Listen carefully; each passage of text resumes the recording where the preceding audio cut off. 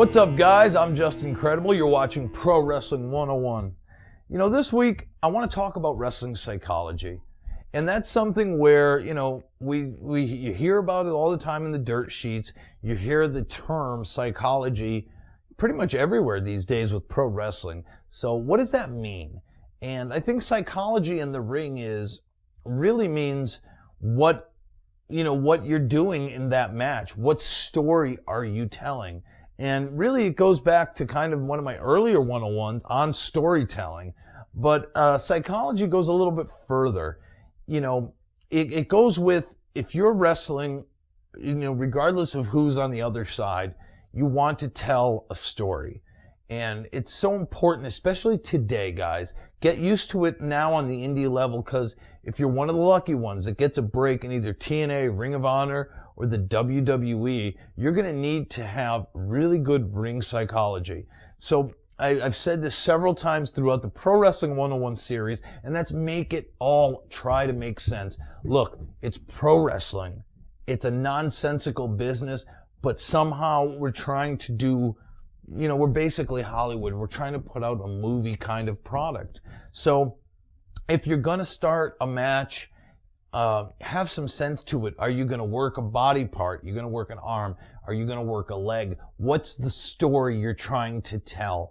You know, and you can't go, you know, you got to start here and go here. So how are you going to get from this very beginning to the end? You know, let's say, you know, my gimmick is, you know, I do the tombstone pile driver. So, and I'm a heel. So obviously I'm going to go, you know, against this baby face, and I'm going to try to not take out his neck. I'm going to try to impair this man and you know, and then tell the story of him fighting from underneath, fighting for his life, trying to prevent me from taking out his neck so I don't hit my finish. And then eventually you get to, you know, you have to have a starting point and a finishing point to tell that story and that psychology. And it really means a lot.